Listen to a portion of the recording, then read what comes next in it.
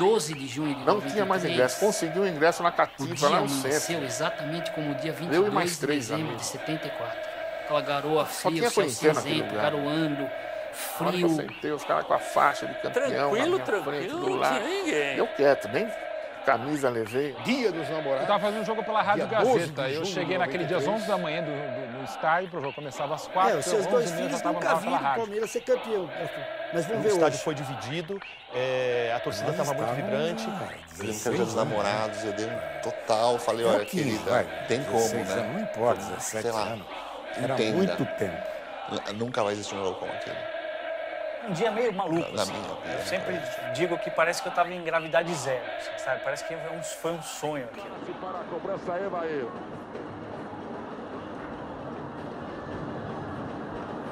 O Sampaio vem lá de trás para dar algum recado pro matador, olha lá.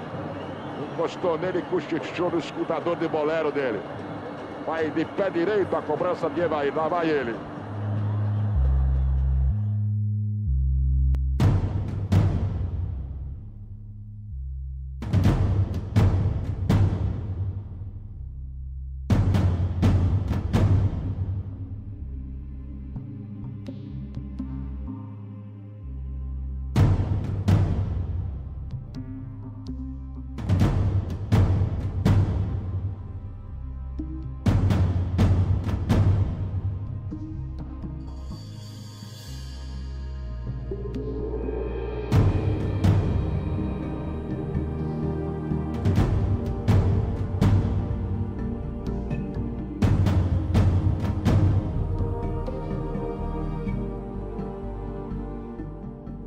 Vai Edu cruzando bola. Sai o arqueiro Donato.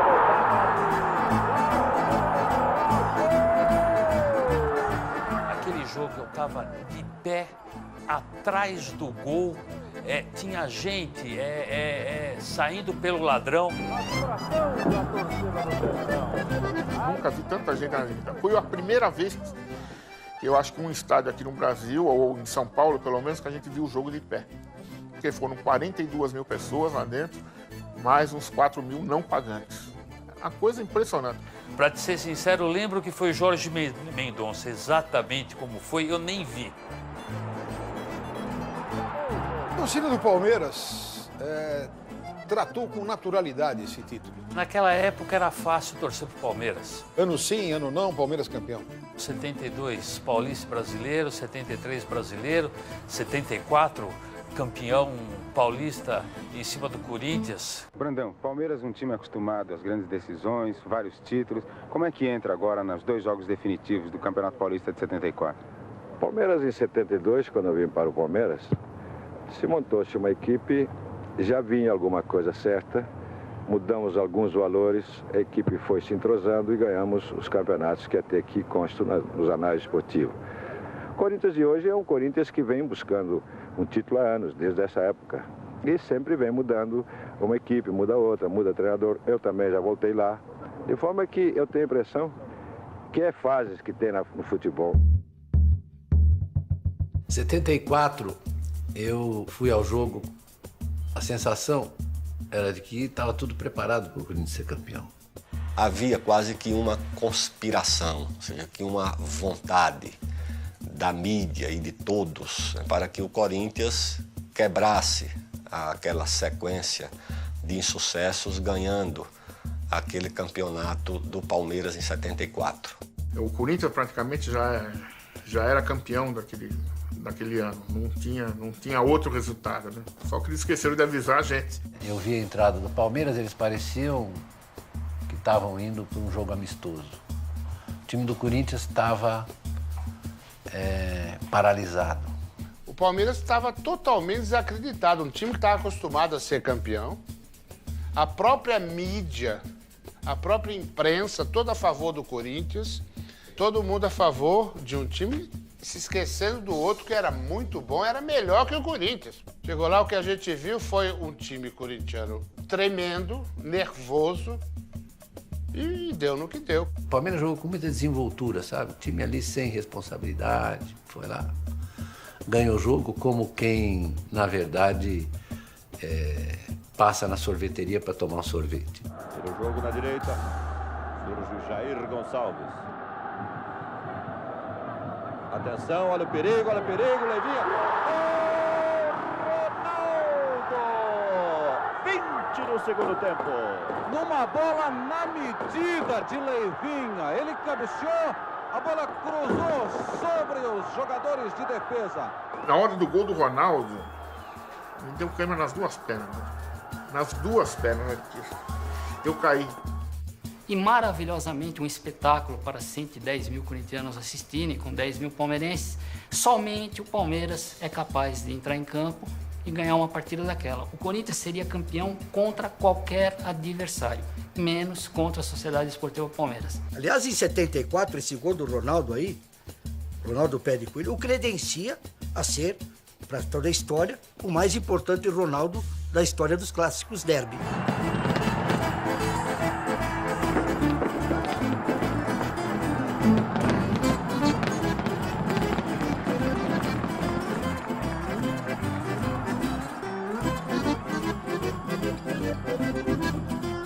Eu saí pelas ruas aqui dos arredores do Palestra Itália, parecendo a torcida do Palmeiras estava todinha em casa, né? Porque tinha que assistir o espetáculo, tinha que assistir quem nunca tinha assistido. Então deixa eles assistirem, né?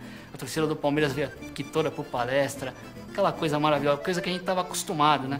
A comemorar títulos e mais títulos. Estavam 20 anos na fila, saímos de lá do estádio, zum, é 21. Mais uma vez, Palmeiras campeão. E isso foi comentado já há muito tempo, que existia clubes espanhóis interessados no meu concurso. Foi se passando e quando eu menos esperava, aconteceu. Eu agradeço vamos dizer assim, pelo ambiente do Palmeiras. Eu acho que dificilmente o pessoal, a direção do Palmeiras vai esquecer de minha pessoa. O Palmeiras não ia terminar só porque eu e o Luiz Pereira, não. Aí saíram outros jogadores, tudo isso, né? Que então realmente foi desmanchada a coisa. Em 76 o Palmeiras estava começando a reformular a equipe, né? Tinha saído Leivinho e Luiz Pereira. Não é fácil você tirar Leivinho e Luiz Pereira do time, né? Como em 75 a nossa equipe praticamente desmontou, 76 era uma equipe jovem, né? Depois de um empate em Jundiaí, caiu o Dino Sani, que era o treinador, o Palmeiras pegou o Dudu, que tinha parado de jogar, o Dudu assumiu a equipe. Mas ainda bem que deu para ganhar, né? Jorge Mendonça fazendo um gol daquele. O ataque nosso era bom, né? Fazia gol. Estava em fastio de título. A gente, oba, campeão. E vamos para casa dormir, foi para casa. Talvez um parou ali na cantina para pedir uma pizza. Mas nada, não. Para quê? É campeão toda hora. Se eu fosse bebê, toda vez que o Palmeiras era campeão naquela época, eu ia ser um bêbado inveterado. Aí, rapaz, aconteceu tudo, até que... Mal sabíamos nós que nós íamos amargar 16 anos de fila.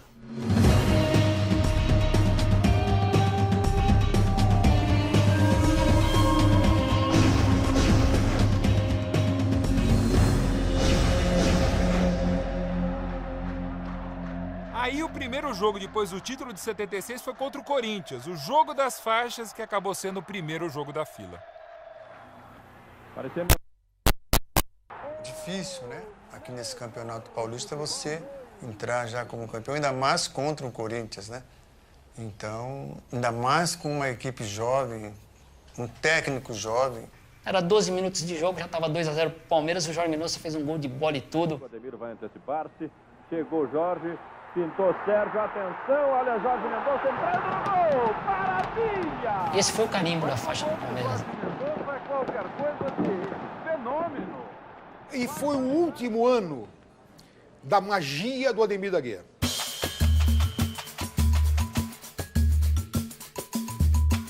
E o Ademir era um jogador de longevidade, né? Ele tinha chegado no Palmeiras em 61 e já era 76.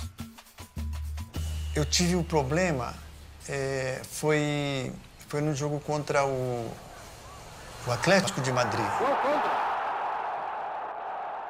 Depois desse jogo, eu comecei não conseguia treinar direito, comecei a jogar alguns jogos, saía, falei para o doutor, ele falou, Ademir, se você está com um problema de respiração, de secar a garganta, vai no médico, opera E isso que eu fiz.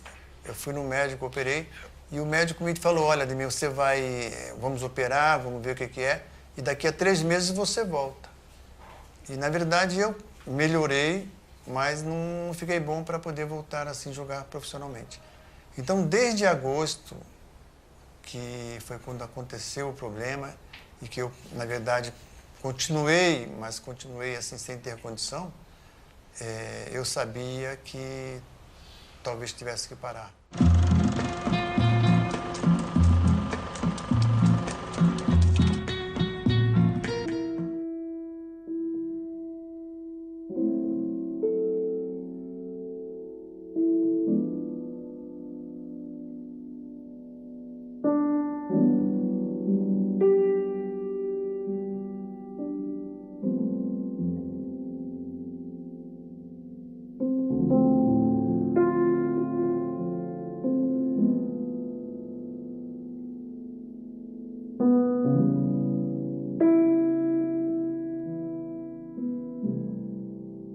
Algumas pessoas tinham que ser atemporais, sabe?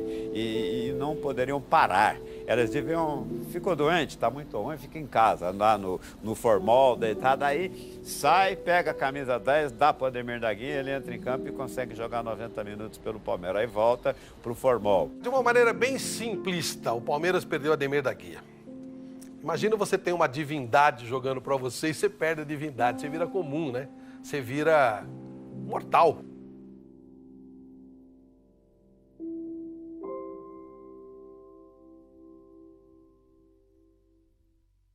Quando o Ademir jogou como profissional, o Corinthians jamais foi campeão. Foi só ele parar 25 dias depois, o rival saiu da fila de 22 anos. Pênalti. Vermelho. Expulso o goleiro Emerson Leão. Aconteceram coisas estranhas, eu nunca tinha visto uma expulsão naquela, né? O Leão agarrou a bola, ele fez esse gesto assim e o Careca se jogou. O Leão não bateu no Careca. Se bem que do Guarani aí tem história, né? Um diretor resolveu que não tinha... Para ganhar o Guarani não precisa pagar bicho. E aí deu no que deu. O time entrou em campo com esse desgaste, né, do bicho. Aí entrou o Escurinho no gol. O Zenon fez gol de pênalti, né?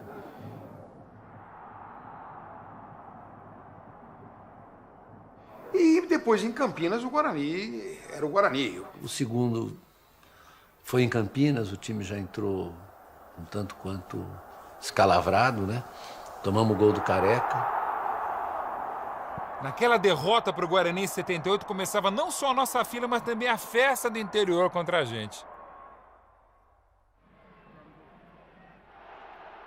Palmeiras 4, Flamengo 1 no Maracanã. Flamengo com o Zico, o grande Flamengo. O Palmeiras entrou lá, fez 4-1, foi um vareio, né? Aquele jogo tem uma importância definitiva para o futebol brasileiro, porque aquele jogo terminou de derrubar o Cláudio Coutinho da seleção brasileira e levou o Tele Santana para a seleção brasileira para assumir em 80. E para fazer a seleção brasileira jogar o futebol mais bonito, mais charmoso, mais impressionante que a gente viu a seleção jogar na nossa geração. Eu lembro o Jornal dos Esportes do Rio, aquele cor-de-rosa, no dia seguinte, Palmeiras baila e faz o Maracanã tremer, né? Esse time de 79 talvez seja um dos Palmeiras mais bonitos que eu vi jogar, como jogo mesmo, de bola. E estava para ser campeão paulista. E teve aquela rodada dupla, Palmeiras e Guarani, Corinthians e Ponte Preta, que o Corinthians não quis participar. O Vicente Matheus não concordou no ponto de vista dele, não queria dividir renda, ele queria um jogo somente do Corinthians, somente com a renda do Corinthians. O Palmeiras tinha que bater o pé, no final do ano, decidir esse título. Aí o Matheus entrou, federação, e jogou essa final pro outro ano. Na verdade, foi uma artimanha que ele usou, né, para adiar, porque ele sabia o que ia acontecer, não tinha a mínima condição na disputa em campo. O Palmeiras perdeu aquele ritmo, perdeu toda a parte física e tal, e igualou com o Corinthians.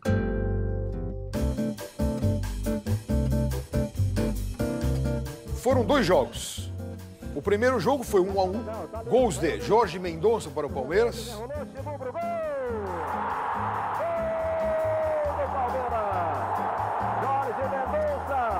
E Palhinha para o Corinthians, quando o Corinthians estava com 10 jogadores. Depois, o técnico do Corinthians colocou o Romeu Cambalhota para bater escanteio, e cada escanteio era um inferno. E num desses escanteios, o Romeu Cambalhota bateu o escanteio, a bola bateu na canela do Birubiru e foi o gol. 1-0 pro Corinthians. Não ganhamos o título, você vê, de 79, devido, eu acho, que à confiança que a gente tinha, porque nós ganhamos no Paulista o primeiro, o segundo, o terceiro turno e perdemos a final pro Corinthians. Eu acho que ainda estava tudo dentro do normal, né? Do que pode acontecer. Você perde um ano, ganha outro, não tinha essa coisa. E até porque não era realmente uma fila ainda, né? 79, o último título foi 76, mas a gente já tinha desacostumado a ganhar alguma coisa. Aquilo foi, acho que, o começo de uma era terrível de equipes extremamente fracas e pouco competitivas mesmo do Palmeiras. Aí o Palmeiras começou a fazer aquelas besteiras homéricas, né? Deu o Jorge Mendonça preço de banana pro Vasco, negociou o Pedrinho, começou a desmontar um time que era pronto, era montado. No fim, o Palmeiras ficou sem o Tele, sem o Jorge Mendonça, os dois brigavam. O Palmeiras começou a decair e a classificação para o Campeonato Brasileiro era pelo Campeonato Paulista. O Campeonato Paulista de 80, nós terminou em 16º lugar, o 18º caía.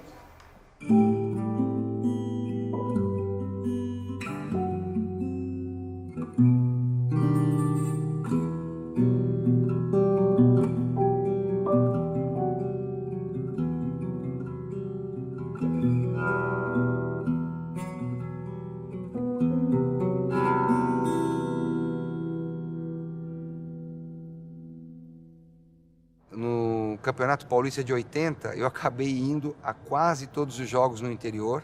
Mas eu lembro que a gente, quando empatava um jogo no interior, já era uma comemoração. A primeira vez que eu vi um Palmeiras mal mesmo. 16º colocado. Ter caído para a Taça de Prata é aquela humilhação que a gente não queria assumir, que a gente tinha caído para a 2ª divisão. E aquela virada de mesa horrorosa que acontecia antigamente, deram uma chance de, eventualmente, durante a Taça de Prata, a gente ter um acesso à Taça de Ouro. E eu me lembro que o Palmeiras reformulou o time completamente, em 81. E eu lembro que eu comprei uma placar e tinha um novo time do Palmeiras. E o time era horrível, né? Foi a primeira escalação do Palmeiras que eu decorei. Mal sabia também que escalação era aquela. Mas na época eu achava que era o meu time, né? Eram os meus heróis. Era João Marcos, Benazzi, Darinta, Marquinhos e Jaime Boni. O Vitor Hugo, Célio na meia esquerda. Tem o Senna. Osni, Paulinho e Marquinho. O time já não era bom, mas ficou pior ainda em 82, quando nem da primeira fase da Taça de Prata passou. Esses jogadores eles não tinham futebol nem estrutura para segurar. Reginaldo, Rodrigues, Baroninho. Baroninho era bom. O resto do que eu falei, não. O palmeirense estava acostumado com a grandiosidade. E aqueles jogadores não podiam dar aquilo pro Palmeiras, né? Mas tinha o seu Olegário e o Tolói de Oliveira no banco. Estava no Palmeiras, eu queria comprar outros jogadores e a diretoria não deixou. Trouxeram o Darinta. Darinta, um excelente quarto-zagueiro lá no Nordeste, porque aqui não deu um chute, coitado. Brincadeira, gente boa demais, mas nunca vi o cara dar carrinho na cintura do cara aqui. Pô, brincadeira. Eu fui assistir um jogo do Palmeiras com meu irmão na Taça de Prata. Estava atrás do gol do Palmeiras do Parque Antártico. Ele deu um chute para cima da Darinta. A bola acho que subiu uns 30 metros e voltou no mesmo lugar, dentro da área. Eu não posso mais esquecer, jamais, enquanto estiver vivo, deixarei de relatar o seu primeiro jogo em Araraquara. Ele entra no jogo, ele está na área, porque ele é grandão, centro, gol do Palmeiras. Pois ele agarra o juiz, o árbitro, levanta no ar chacoalhando e leva até o meio de campo. Da área ao meio de campo. No imaginário popular, o pior jogador da história do Palmeiras. Na verdade, era a figura desse time da fila era o Darinta, né? E é uma sacanagem você falar assim, o pior jogador da história do Palmeiras. Mas ele é símbolo de uma época muito sofrida. Não é a presença de um jogador médio que compromete o time. Eu acho que é a ausência do grande jogador que compromete o time. Todo grande time vai ter um Darinta ou dois, né, que não compromete nada. Eu vou render homenagem a um jogador que todo mundo, alguns cronistas, criticam e usam ele como símbolo do mau jogador. Mas naquele dia, ele botou no bolso do calção o ataque do Guarani, que era Jorge Mendonça e Careca. chama-se Darinta. Eu lembro muito bem o grande craque, que era o Senna na Taça de Prata, que foi aquele 2-0 com o Guarani. Nesse dia, ele botou os dois no bolsinho do calção e acabou com o jogo. Ganhou o jogo pro Palmeiras, que subiu de volta para a Taça de Ouro. Olho no lance. E eliminamos o Guarani, voltamos, depois levamos uma surra do Inter. Porque nessa fase aqui, se nós não classificarmos, melhor a gente fechar a porta e falar, ó, gente, passe livre para todo mundo, vamos embora e acabou. Porque o Palmeiras é de tradição, o Palmeiras é equipe grande, entende? Palmeiras é aqueles que para chegar na final, é para estar aí entre os principais equipes. Se a classe não classificar, é melhor fechar. Amigo, até o ano que vem e adeus. Tem uma vantagem de ter uma época sofrida. O Silvio, meu tio, o cara que me fez virar palmeirense, ele costumava dizer assim: putz, a gente vem pro estádio, senta no cimento, toma chuva, toma sol, sai com a bunda amarrotada por causa do cimento e perde no dia seguinte, no jogo seguinte você volta. A gente gosta pra cacete desse negócio, né? E é pura verdade. Palmeirense que viu Darinta e o time em torno do Darinta e se apaixonou pelo Palmeiras, isso que é amor.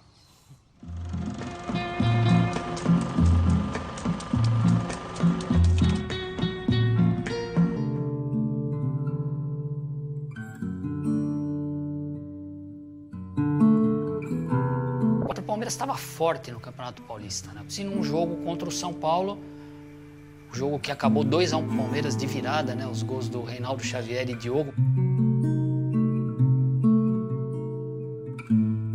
Os pontos foram pro adversário que perdeu dentro de campo, né? Eu acho que é o primeiro caso que isso acontece no futebol. Mais uma vez o Palmeiras perdeu um campeonato onde tinha totais condições de ganhar por um extracampo, né? Mas eu sei que o Palmeiras, daquele jogo em diante, foi para baixo e não...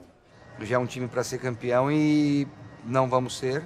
E aí eu comecei a sentir o peso da fila em 84. E depois chegou até um papo com o Jorginho Pé Frio, não ganhava. Mas eu procurava dar o máximo, todo mundo que estava ali procurava dar o máximo. E o mal do Palmeiras depois dessa fase, a hora que nós chegava no top, a hora que para decidir uma semifinal, uma final, a gente perdia. Então, por que disso a gente se conversava entre nós, o porquê que a gente não chegava. E eu, até hoje, eu também posso falar para você, a conclusão eu cheguei. As recordações dos anos 80 são meio misturadas, porque era só decepção, né? Então não lembro essa decepção que foi diferente de outras decepções. Mas eu lembro que foi uma coisa catastrófica, né? Mais uma vez a gente perdeu a chance, né? Grande, foi o 15 de Jaú, né? Para o Palmeiras ter chance, naquele dia o Corinthians tinha que perder um jogo para o Comercial, que era um jogo antes, pela manhã. E o Corinthians perdeu. E aí, quando o Corinthians perdeu de 1-0, acabou o jogo, eu falei, putz, agora vai. Que era só ganhar do 15 de Jaú, no Parque Antártica. O jogo queria ter um público inexistente. Em menos de 2 horas, entraram 30 mil pessoas no Palestra Itália. Os palmeirenses saíam de casa, largavam a macarronada no prato, largavam a cerveja pela metade e iam embora para o Parque Antártica. E, de repente, do nada, o Parque Antártica lotou. Porque se o Palmeiras ganhasse do 15, ia para a semifinal do Campeonato Paulista e o Palmeiras não era campeão paulista fazia 9 anos. E naquela época o Parque Antártica estava abarrotado. Você falou, não tinha por onde entrar. Até os prédios estavam tudo lotado, né? Era um domingo nublado e não era nublado apenas no tempo, foi nublado também no resultado. E a gente entrou contra o 15 imaginando que fosse ser um jogo fácil. E começamos bem, fizemos 1-0. Começa o jogo, gol do Barbosa, né? Aquela cobrança de ganhar, aquele excesso que nós obrigados a ganhar, você vê, a gente foi com tudo para cima do 15 de Jaú. E com isso, você sabe como é que é, aquele excesso de confiança que vai ganhar, acabamos sofrendo os contra-ataques. Nós tomamos um gol, aí dá uma assustada, o segundo, deu uma assustada, empatamos, mas já jogando mal no desespero. E aí, precisava fazer o terceiro gol, deu a chance pro contra-ataque. Aí nós tomamos um gol inacreditável, era um dia meio chuvoso, assim. Foi uma derrota sofrida. uma das grandes decepções palmeirenses daquele tempo. Talvez a mais terrível derrota quando havia um clima de vitória estabelecido. Incrível a derrota por 3-2. E aquelas derrotas, tragédias que só o Palmeiras é capaz de fazer, assim como as grandes vitórias, as grandes conquistas, o Palmeiras é só capaz de fazer. Foi uma das grandes decepções que eu tive no Palmeiras. Não poder dar para a torcida o que ela merecia. Nós falhamos, né? Um jogo dentro de casa, com apoio maciço da nossa torcida, tudo para a gente sair vencedor. Nosso time falhou e não foi realmente aquela que todo mundo esperava. O jogo acabou, eu estava debaixo do placar do Palestra, eu fiquei meia hora assim, olhando para o vazio, lá para o gol da piscina. E eu só vi uma pessoa fazendo a mesma coisa, lá no banco de reservas do Palmeiras, o goleiro reserva, o Martorelli. Eu não conseguia sair do banco. Eu não joguei, né? Eu tava na reserva. Eu não conseguia sair. Fiquei prostrado e querendo entender o que tinha acontecido. Eu não conseguia sair. Fiquei um tempão. Fiquei uma meia hora sentado lá. Tava no banco, aí eu fui embora. Eu quase apanhei. Porque eu tava junto com o Paulo Roberto e com o Paulinho. Quando eles viram o Paulo Roberto, os caras saíram do carro com madeira, tudo para correr e para dar nele. E eu tava junto. Aí eu tive que sair correndo, só que eu estava mais descansado que o Paulo Roberto e que o Paulinho, que eles tinham jogado, né? Nós saímos correndo para dentro do clube e os caras queriam pegar eles de qualquer jeito, né? Foi uma tarde muito triste, né? Foi o meu primeiro jogo de descontrole de torcedor, de chutar porta de armário, chorar. Então, mal sabia também o que me esperava pela frente. Ainda em 86, o Palmeiras vai para uma semifinal, Palmeiras e Corinthians, mais um grande acontecimento. Nós massacramos o Corinthians, né? Nós massacramos. E vários lances irregulares que foram decisivos para que no final o Corinthians viesse e não fizesse um gol. A lembrança que eu tenho é que foi o jogo mais roubado que existiu na história do futebol mundial. Nunca existiu um jogo tão roubado quanto aquele. Eu tenho certeza que o juiz estava com camisa tinha o símbolo do Corinthians tatuado. Olha que golpe! Não valeu, o Wagner... Foi escandaloso, aquele jogo foi escandaloso. Foram muitos erros seguidos. Eu lembro que teve um pênalti a nosso favor, que bateu no braço do Edivaldo, o zagueiro do Corinthians, que aquilo lá, para mim, foi escandaloso, né? Os palmeirenses reclamam um possível desvio na mão. Eu estava atrás desse gol, é inacreditável, né? Até me lembro do grande João Saldanha, no dia seguinte, os 2 minutos, ele falou: eu nunca vi um roubo tão grande quanto o jogo de ontem. Ficou a marca da bola no Edivaldo, que inclusive até o caçapa gritava, pulava, fazia escândalo, tudo. Fique de olho no apito, que o jogo é na raça e uma luta se ganha no grito. E se o juiz apelar, não deixe barato, ele é igual a você e não pode roubar.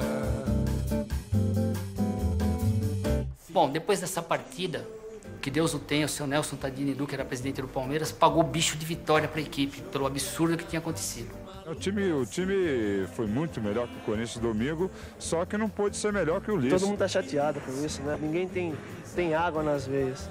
Mas o importante é nós sabermos do que vem pela frente. A segunda semifinal era um dia de semana de noite. O Palmeiras entrou em campo mordendo os dentes. O Palmeiras atropelou o Sport Clube. E o Palmeiras só ganhar o tempo normal, estava 0-0, 0-0.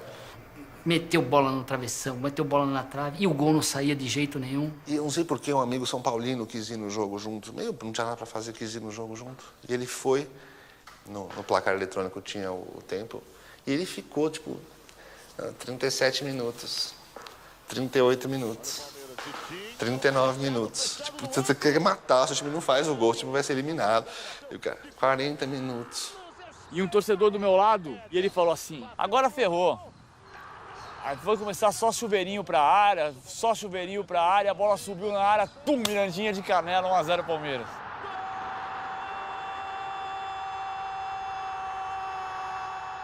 E eu lembro que eu virei para ele e comecei a gritar: fala agora, 43 minutos, caralho, 43 minutos. O gol que eu mais comemorei em toda a minha vida foi o gol do Mirandinha. Eu caí 3 degraus da arquibancada comemorando. Quando o Mirandinha fez o gol no finzinho, eu de pijama, dando cambalhota no meio da rua, uma rua escura na Moca, se não me engano, até chovia nesse dia. A adrenalina era tanta, rapaz, que você sabe quando você tá tenso e tal, a coisa pega, né? Eu tava dentro do campo já suando frio. Aí quando bateu todo mundo vibrando aquele Morumbi, o repórter pra lá, eu desci no túnel. Cadê o Jorginho? Cadê o Jorginho? Ele tava no túnel. Eu desci ainda no vestiário do Corinthians, pra provocar ainda mais. De vez de não conseguir chegar no banheiro, acabou fazendo tudo lá no túnel. Tudo. Deixei uma pizza lá, pro Edson Bobrão, pra aquela turma toda do Corinthians. E eles falaram, nossa, coisa linda, hein, Jorge? Brincadeira. Aí foi pra prorrogação, e no intervalo da prorrogação, a torcida gritava: justiça, justiça, lembrando do jogo anterior. E não tinha jeito de perder na prorrogação. Quando o Palmeiras fez 1-0, o Palmeiras era mais time do que o Corinthians. E agora no mano a mano. Lá vai Mirandinha, olha só o Palmeiras na final.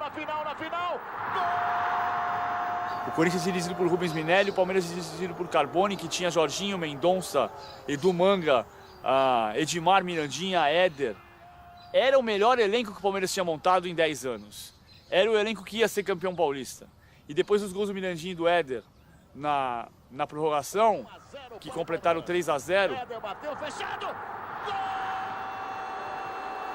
eu saí do Morumbi campeão paulista de 86. 3-0? Ah. Quem era o outro finalista? Inter de Limeira? E aí veio a final com o Inter de Limeira, título certo, 2 jogos no Morumbi, ou seja, demorou, mas chegou o nosso dia. Era uma coisa assim, não existia a possibilidade do Palmeiras perder aquele jogo. Assim, era zero a possibilidade. Aquele primeiro jogo da final Palmeiras-Inter de Limeira, mais de 100 mil pessoas no Morumbi, quebraram os portões, entrou 130 mil pessoas num domingo. Nesse jogo o Palmeiras foi muito morno, o jogo acabou 0-0. O Palmeiras teve tudo para ganhar, mas eu saí daquele jogo com um sentimento esquisito. Ali naquele primeiro jogo eu já percebi que não tava, o elenco estava muito dividido. Tinha problema o Mirandinha, tinha problema o Éder, tava com problema o Jorginho, o Edmar, aquela vaidade de jogar, aqueles problemas todos, jogando contra o São Bento e Sorocaba. Lá em Sorocaba, eu toquei uma bola pro Éder, eu falei: Éder, olha o Mirandinha entrar, olha o Mirandinha entrando, mete no Mirandinha. Ele falou: não, pro Mirandinha não toco, e virou a bola para trás. O segundo jogo, né, são aqueles que acontecem a cada 50 anos. É um dia importante na minha vida de torcedor, mas na minha vida pessoal, porque foi o dia que meu pai chegou em casa e minha mãe tinha descoberto que ele tinha uma namorada, basicamente. Então, eu assisti o jogo com meu pai e minha mãe quebrando o pau. Foi o dia que os meus pais se separaram. Então, tem a importância dos dois jeitos. Eu percebi que o Palmeiras não ia ser campeão paulista no meio do quebra-pau, quando o Kita fez o primeiro gol. Olha o Kita, olha o Kita, olha o Kita. E aquilo não foi um balde, foi uma caixa d'água de água fria na gente. O Kita pegou uma cacetada no canto. Puta. Talvez não acertasse outra o resto da vida dele. A partir daí, o time da Inter começou a jogar, e até no começo, começou a jogar no nosso erro, né? E foi onde que nós erramos e eles acabou fazendo o segundo gol. O Gilberto Costa acabou dando um chutão e eu saí junto com o Tato.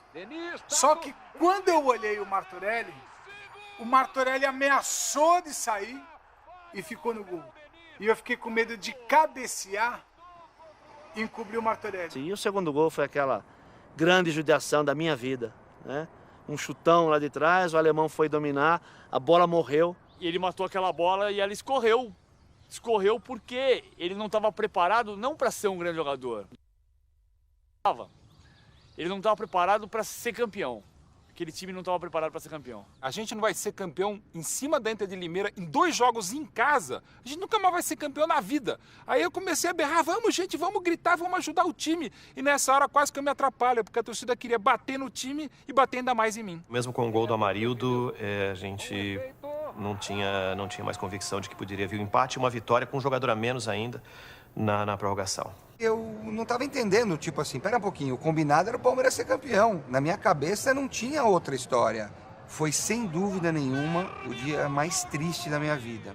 Para mim, foi o fim dentro do Palmeiras, eu achei. Eu falei, acho que eu mesmo sou pé frio, acho que eu vou sair do Palmeiras, porque eu quero ver o Palmeiras ganhar, eu quero ver o Palmeiras ganhar título. Então eu me senti, culpado de tudo aquilo que vinha acontecendo dentro do Palmeiras. Putz, cara, quando acabou eu não parava de chorar, né? Porque a tristeza era muito grande. Passou minha vida a desmoronar, né? A gente, acabei de falar, eu fui criado lá dentro, de repente por um erro, né? Uma situação de jogo, né? Você não consegue o teu maior objetivo, o teu maior sonho na vida. Foi horroroso, sentimento, coisa que, né? Tanto é que não passou até hoje. Já se vão 26 anos e não passou até hoje. É uma coisa que...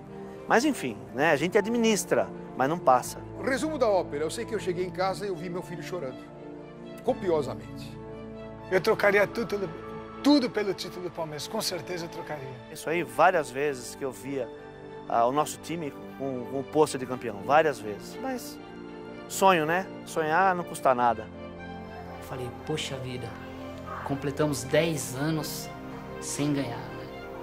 Mas me veio na cabeça aquele dia, eu falei, será possível? O Palmeiras vai sair de campo campeão depois de tantos anos contra a Inter de Limeira, com todo o respeito à Inter de Limeira?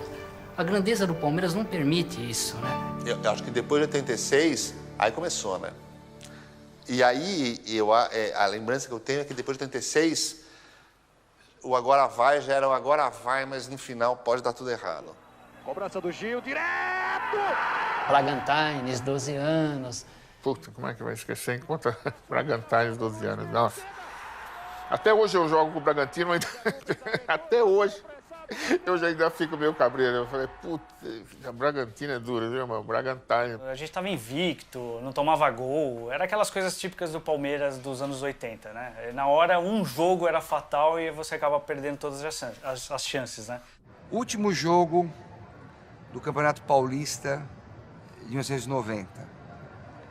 Bastava ganhar em casa de um time que já estava rebaixado. Se não era o último, era o penúltimo do campeonato, que era a Ferroviária de Araraquara. 96 minutos, não no campo da Ferroviária, na área da Ferroviária. Até o Aguirre Garay tirou um gol da gente. E aos 44 minutos do segundo tempo, ele conseguiu chutar a bola na trave. eu faria aquele gol. A bola na trave, para mim, foi o resumo de todos os 16 anos, aquela bola na trave do Aguirre Garay. E agora o seu Ulisses já olhou o seu relógio, vai terminar. Novo Horizontino é o primeiro finalista. O Palmeiras não conseguiu, para desespero e decepção da sua torcida. E meu tio define assim, ele disse que o jogo acabou às 11 da noite. E ele encostou na marquise. E 2 minutos depois ele olhou no relógio e eram 10 para meia-noite. Eles ficaram em estado de choque, todos. Acabou o jogo, saindo do Pacaembu, vi uma camisa do Palmeiras queimada. Eu peguei aquilo como se fosse uma relíquia de guerra, porque não tinha o que explicar, o que falar naquele momento. Só que veio um cara e falou, seu corintiano não pode queimar a camisa. Eu sei, e eu estava resgatando aquilo, porque não podia queimar a camisa do Palmeiras, e menos ainda quebrar a sala de troféus minutos depois lá no Palestra Itália.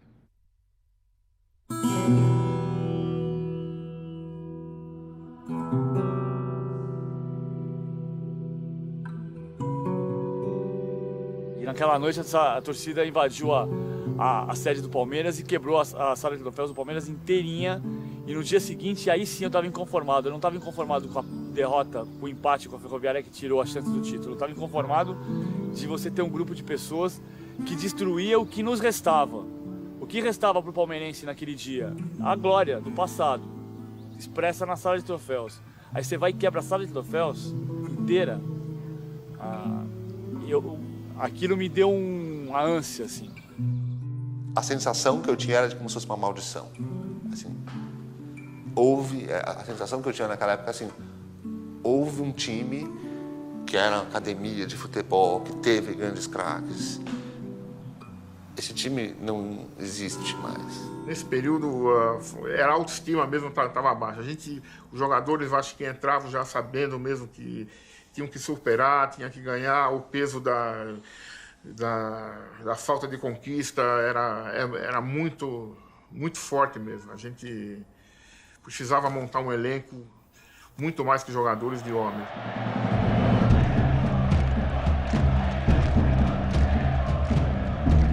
O Evair que chegou numa troca, ele dando dinheiro também pelo Careca Bianchesi. Logo depois do Careca Bianchesi viver sua única boa fase no Palmeiras, e eu era contra. Tinha que deixar o Careca Bianchesi e o Evair ficava lá, com a hernia de disco dele no Atalanta. Ainda bem que eu não era dirigente do Palmeiras. Há 3 anos que eu estava jogando na Itália, nunca senti aquele problema, por isso nunca senti dor, nada. Por isso foi polêmica criada por certas pessoas. E foi até uma surpresa, porque teve uma repercussão muito grande, né? E as pessoas diziam que o Palmeiras tinha contratado um cara bichado, tudo. No período que eu tive no Palmeiras, Evair nunca teve nenhum tipo de problema relacionado à hernia de disco.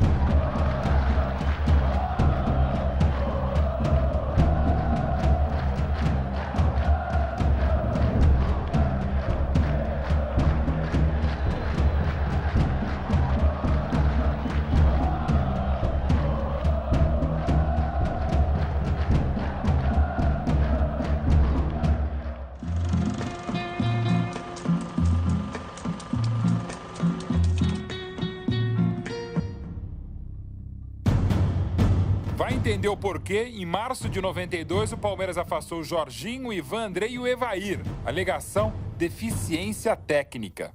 Foi o que o Tipulo e o Nelsinho alegaram na salinha quando eu fui chamado para ser comunicado, né? Foi por deficiência técnica. E um puta jogador daquele, os caras falaram assim, não pode, né? A gente mesmo jogador falou, pô, como é que pode, né? Não podia se meter. E na mesma semana que a gente afastou o Evair por 5 meses, tivemos o maior acerto da década, que foi o acordo com a Parmalat.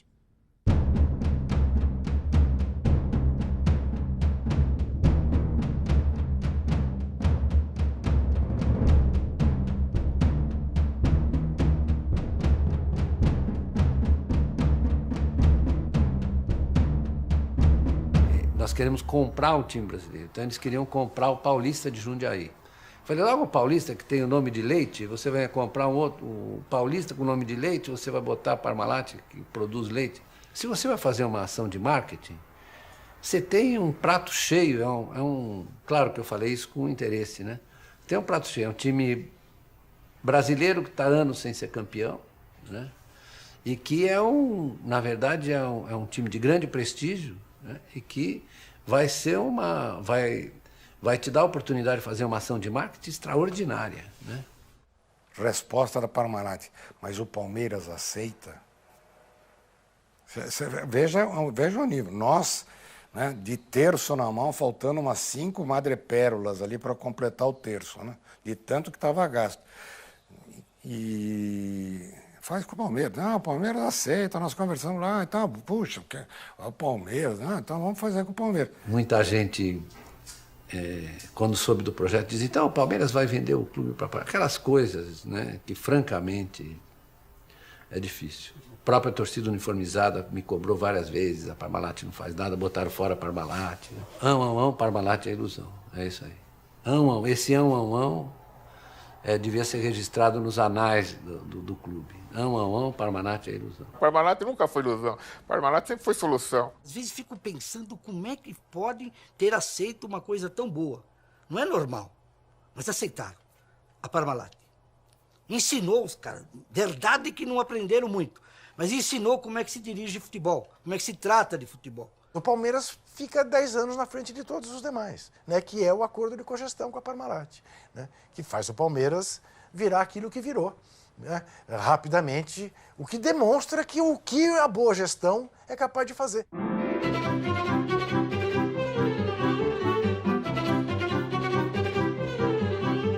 A mudança de camisa foi o seguinte, nós queríamos marcar uma mudança. Então desenhamos aquela camisa listrada, né? A primeira versão saiu péssimo, saiu um verde abacate.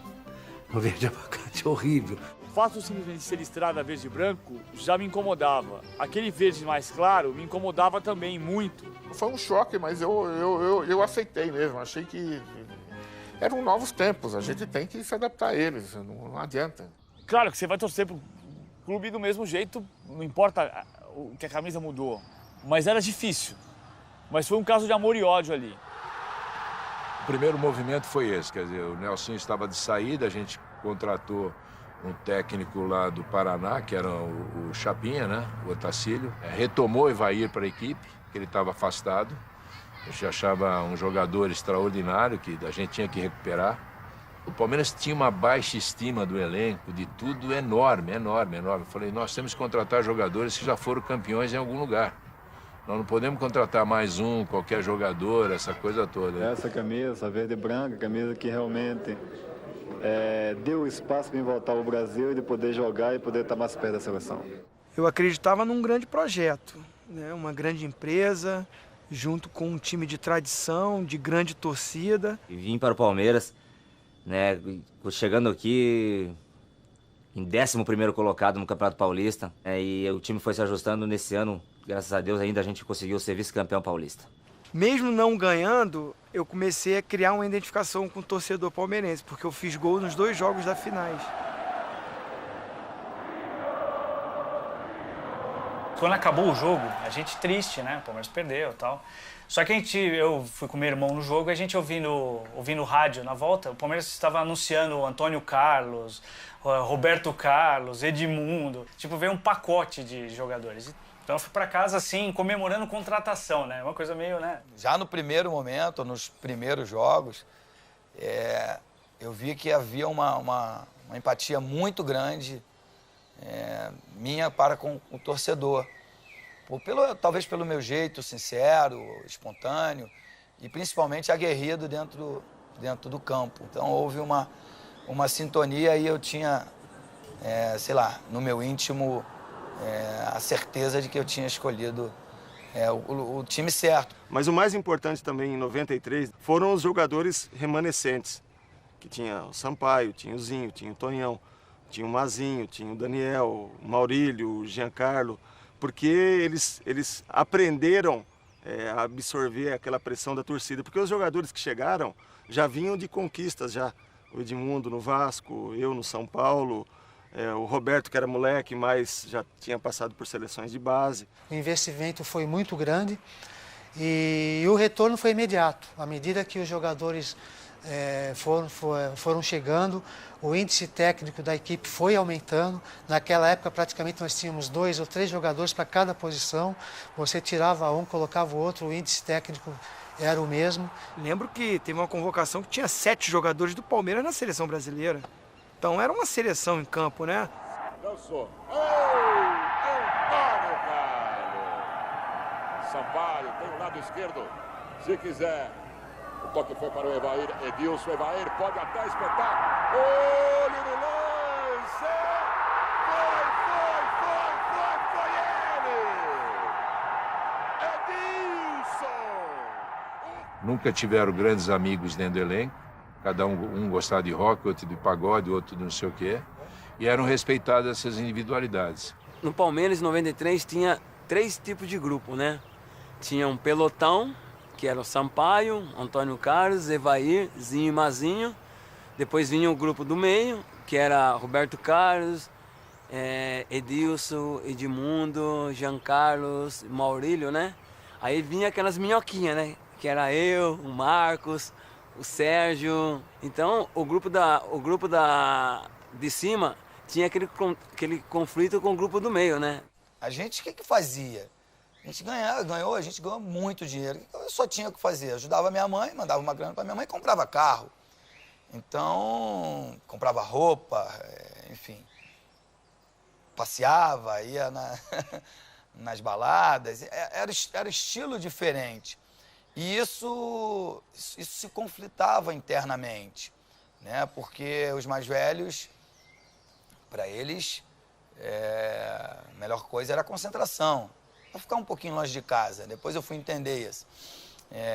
Para a gente, o que tinha de pior era a concentração. Personalidades fortes, discussões fortes.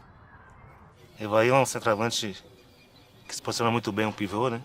Também é outro, também tinha briga de mundo e Evaí, né? Eu não sei se eles tinham uma rivalidade, porque todo atacante é fominha, né? Algumas partidas que o Edmundo driblava um, driblava dois com toda aquela facilidade que ele tinha. Aí era só rolar pro Evaí, era para rolar pro Jean, ou era para rolar pro Maurílio, ele chutava no gol.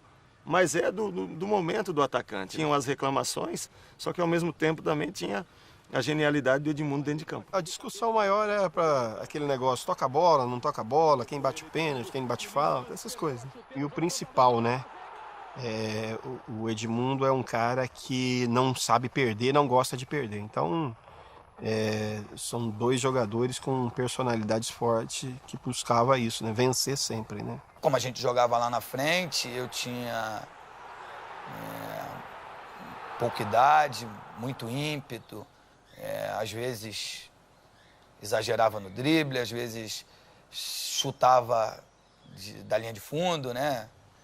Porque eu não era artilheiro naquela época, então via algumas pessoas, o Edilson, o próprio Evaí fazendo os gols e eu me destacando, mas fazendo poucos gols. Então, às vezes, eu queria mesmo fazer gols. Acho que foi no Pacaembu, né? Num jogo contra a Portuguesa, se eu não me engano. Edmundo. Betinho tentou tirar e não deu. Esperto, experimentou, guardou.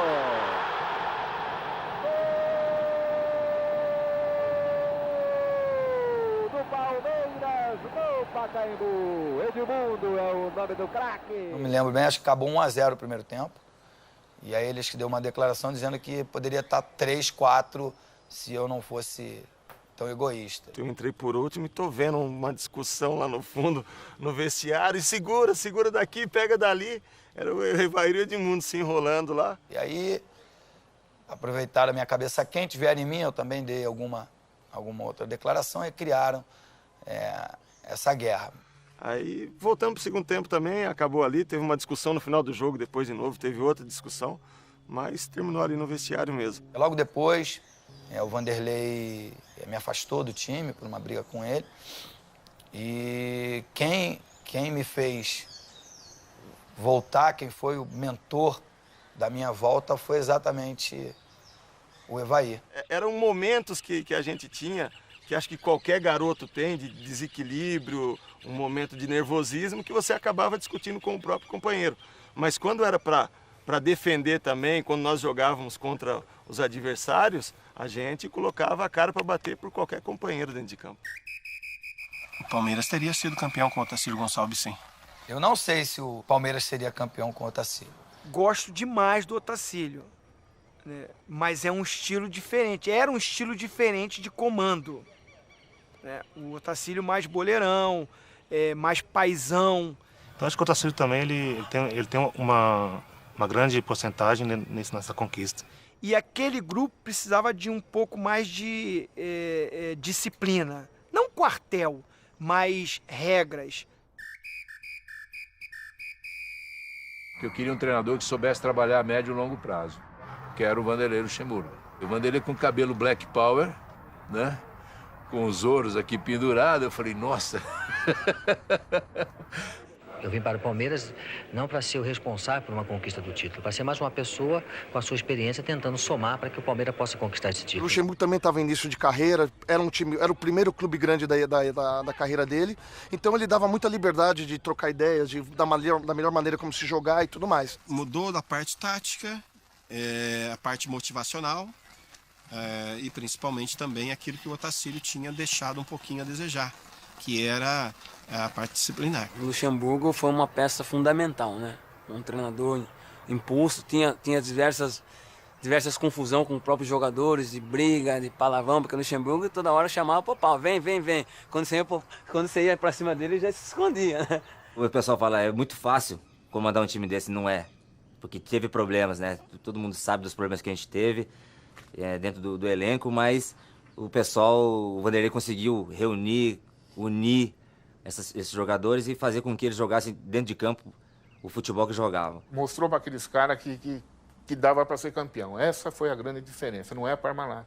São os homens que fizeram isso. Quando eu cheguei, esse peso de 16 anos sem ganhar campeonato, eu reuni os jogadores e falei, olha aqui, ó, Eu estou chegando agora. Nenhum de nós aqui estamos há 16 anos no clube. Nós temos agora pouco tempo aí de clube e nós temos a possibilidade de quebrarmos isso aí. E que lindo lance do Edmundo, bateu!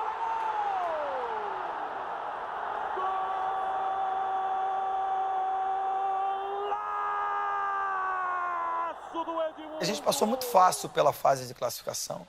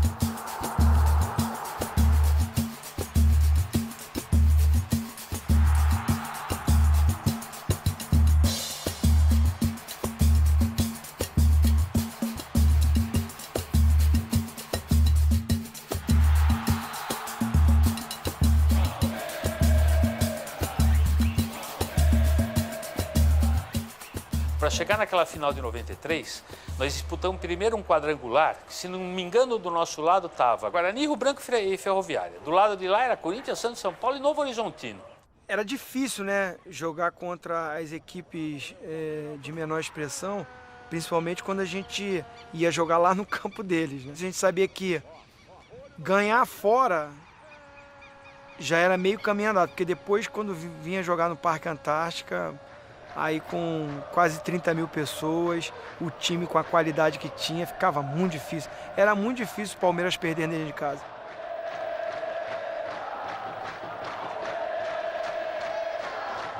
Rio Branco a gente passeou. Foi um show. Ali foi para consolidar, né? Foi um espetáculo esse jogo. Realmente eu tava no banco e dava gosto de ver o pessoal jogar. E você já, 15 minutos de segundo tempo, já começava a aquecer por conta. Nem esperava o preparador físico chamar para aquecer para entrar no jogo. E esse jogo foi um jogo dificílimo, né? Nós passamos com uma certa facilidade, mas esse jogo foi 1-0. Levou vantagem Edmundo, Edilson pintou do outro lado, procurou, clareou, ajeitou, meteu por cima.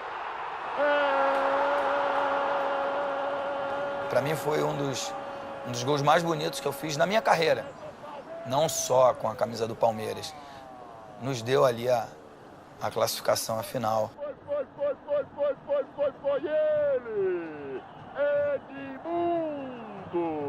O craque da camisa número 7. E aí fui eleito seguidamente o melhor em campo. Claro que na voz do Osmar Santos era o animal do jogo. E aí um belo dia, eu até me emociono porque foi muito marcante. E aí um belo dia eu vi o Parque Antártica explodindo, né? Com um grito au, au, au, Edmundo é um animal. E, pô, foi, sei lá, parece que foi feito pra mim. Foi muito bacana. Eu não sou muito bom com isso não, mas era au, au, au, Edmundo é um animal.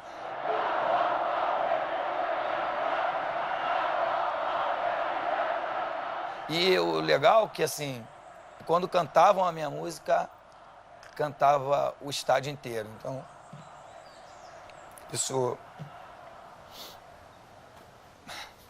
mexia bastante comigo. Quer dizer, mexe até hoje, né? Desculpa.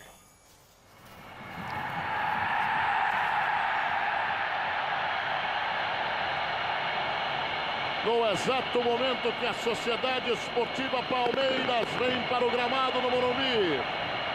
Surge o Verdão de Parque Antártica, o primeiro... O Evair ficou 52 dias fora do time do Palmeiras por uma lesão. Primeiro jogo da final, o Evair estava no banco. O Evair me encheu a paciência querendo jogar o primeiro jogo.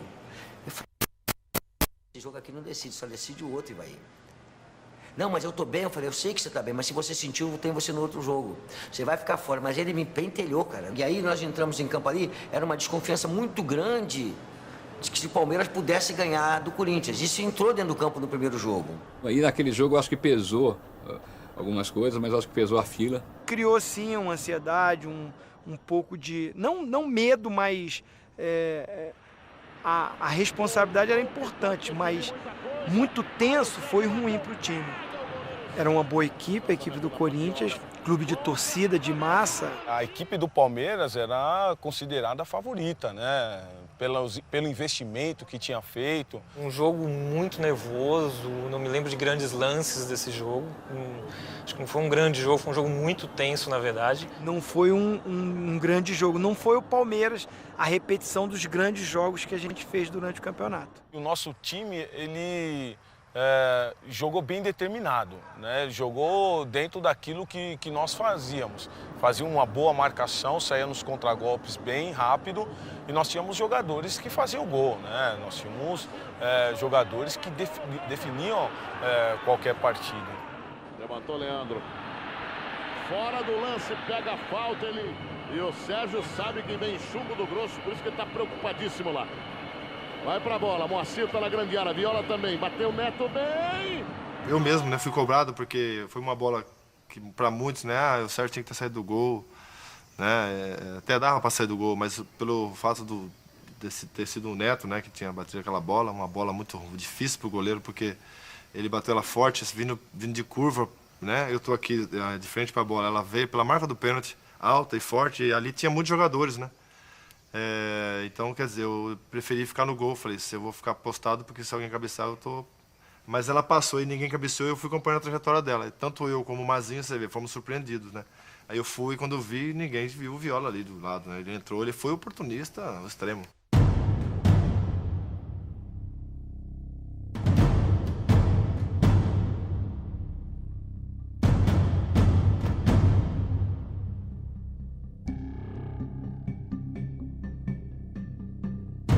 Nós não tínhamos certeza daquilo que estava acontecendo, porque houve um tumulto em cima ali. Na hora eu não vi. Talvez eu tivesse uma reação ruim. Imita mesmo. Imita aí. Eu fiquei indignado, né, cara? Você vê, a gente foi humilhado ali.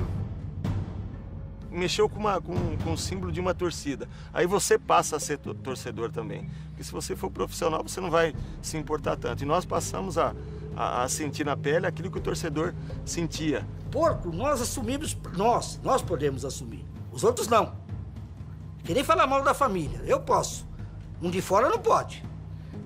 Brigar com meu primo eu posso. O cara de fora eu vou lá e massacro o cara, ajudo o meu primo. Agora, entre nós a gente briga. Mexeu com todo mundo, mexeu com toda a torcida. Acho que até na Itália o pessoal ficou chateado com aquele gol puro. A semana toda, o Verdão Catania andava pelas alamedas quase que mordendo a ponta da mesa. De tanta raiva que ele tinha, de ódio, de tudo. Ele queria lembrar, ele queria falar em 42, ele falava de tudo. Se foi no sentido de alegria, de euforia dele... É válida. Agora, se foi no sentido de menosprezar o Palmeiras, eu acho que ele errou. Como jogador, acho que não foi tanta falta de respeito. Mas como torcedor, eu acho que sim. Mas ele tirou um sarro, riu, brincou, né? E ainda não terminou. É uma provocação que você só faz quando você tá com os dois passarinhos na mão, entendeu? Você brigou com um cara maior que você. Você só provoca o cara maior que você depois que ele tá desmaiado no chão, até pra ele não ver. Agora pede a bola, acabou. Corinthians sai na frente na decisão do campeonato. A gente saiu puto do estádio, né? Pensava, será que vai perder de novo, né? Era uma coisa que ficava, sabe, será que de novo? Vai ser aquela mesma história de novo. Trouxe um pouco de volta aquela angústia toda que a gente tinha passado nos nos anos 80, sabe? As decepções contra a Inter de Limeira, aquele quase. Perdemos esse jogo, pô, não vamos ganhar mais, de novo, tabu, essa coisa toda. E aí o Vanderlei e eu resolvemos levar o time para Atibaia uma semana. Por que me interessava levar para Atibaia? Para que eu não tivesse os 16 anos na cabeça do jogador. Afastei totalmente. Os 2 primeiros dias foram difíceis. O time estava num baixo astral muito grande, muito grande. A gente levou cômico lá para fazer brincadeiras, essa coisa toda, para poder começar a reerguer. Foi doída, foi os momentos mais duros e mais longos da minha vida, porque o tempo todo não passava os dias. Nós fomos para lá, acho que na terça-feira. Na segunda-feira em São Paulo eu recebia telefonema de torcedor oferecendo dinheiro, querendo saber o que vai acontecer. Nós queremos saber se vocês querem dinheiro, nós vamos fazer uma arrecadação. Não queremos nada disso, nós queremos ser campeão, nós queremos entrar para a história. O que nós sofremos durante a semana não foi brincadeira, não. Durou praticamente 20 dias, porque não passava, né? Você acordava, pô, aí chegamos segunda, acordava na terça, pô, tem quarta, tem quinta, tem sexta. E pros jogadores, você via no semblante que eles não via a hora de entrar em campo para reverter isso. Porque todo mundo dava como o Corinthians como campeão, entendeu? E o Palmeiras lá embaixo, que ia ser mais um ano de fila. E as declarações que vinham do outro lado. Na semana, eu tava trocando farpas com o Edmundo. Na hora da decisão, não é só a técnica, é a garra, é a vontade, é o vestir a camisa, é os jogadores que são identificados com o clube. E toda a criançada com camisa do Corinthians. Foi uma semana insuportável. Eu lembro que na escola era o mais chato, porque amigo, enchendo o saco e falando que seu time não ganha nada. E quando você é moleque, você não sabe se defender muito bem, né? E eu era magrinho, então não dava pra me defender nem na porrada, eu tinha que ficar quieto. A gente se reunia bastante, tá sempre no restaurante conversando, na piscina, nos quartos. Tinha as reuniões. Nós falávamos sobre o Viola, né? Teríamos que pegar o Viola no segundo jogo. Eu não conversava com o Edmundo, mas lembro que a gente se encontrou. Até bati papo com o Edmundo. Falei, o segundo jogo a gente tem que ser diferente. Vamos deixar um pouco as coisas erradas pro lado de fora e vamos ver se a gente faz uma diferença, né? Porque nós estamos aqui para isso. E ficamos aquele dia, acho que até umas 2 horas da manhã, conversando sobre o jogo. Eu acho que foi a melhor preparação da minha vida para o jogo, acho que um dos jogos mais importantes que eu tive na minha carreira. Quem jogou foram os jogadores, mas 90% foi o Vanderlei. A semana que ele trabalhou com perfeição e a preleção dele me marca até hoje. Tinha as declarações de jogadores do Corinthians, tinha a imagem do Viola imitando um pouco, tinha a torcida do Corinthians, tá certo? E tinha também, que nós montamos, a nossa performance da competição. Vou mostrar que nós éramos melhores, porque nós tivemos, durante a competição, uma performance muito melhor do que a do Corinthians. Ele botou exatamente os 6 jogos que nós fizemos, principalmente os 2 contra o Rio Branco de Americana. E não falou nada, e ele falava sempre, organizava a defesa, organizava as barreiras, quem batia falta, quem batia pênalti, quem era o capitão, enfim, organizava tudo. Ele não fez nada, só falou assim, já provei que vocês podem, né?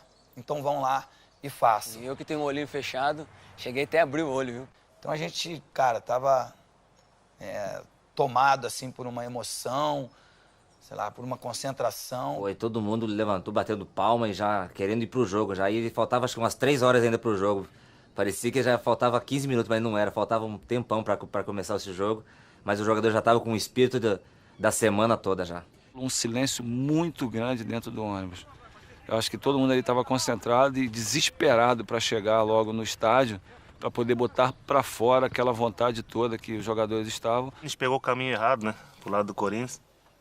Então tá todo mundo com fone de ouvido, ninguém conversava com ninguém mais, né? Tão concentrado, os caras passando com bandeira, seguiram o nosso ônibus, né? Nós encontrávamos, né, a torcida adversária e eles faziam um gesto para nós, né? E a gente abria o ônibus e dizia para eles, vamos pro estádio. Quando chegou no vestiário, eu olhava pra cara de Ivair concentrado, olhava pra cara de Edilson concentrado, os caras não brincando, os caras sérios. Falei, pô, Será que os caras estão tremendo, né? Não, aquela ali é a concentração. Saiu de lá parecendo uns leões com fome.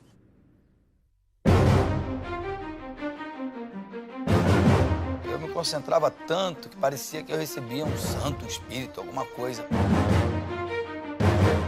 Era aquele dia que a gente imaginava que fosse sair de campo carregados, né? Ou por um jeito ou de outro, né? Era ou como campeões ou como quem tivesse que ir para o hospital. Quando eu vi o Palmeiras entrando de meias brancas, que nem na final de 76 contra o 15, eu já me animei. E quando eu vi aquelas 11 caras de mal, 11 caras de matadores, 11 caras de Evaí, entrando no gramado, tirando a foto para a final, eu vi que aquela era uma outra história. Tava todo mundo bem concentrado para fazer daquele o jogo da nossa vida.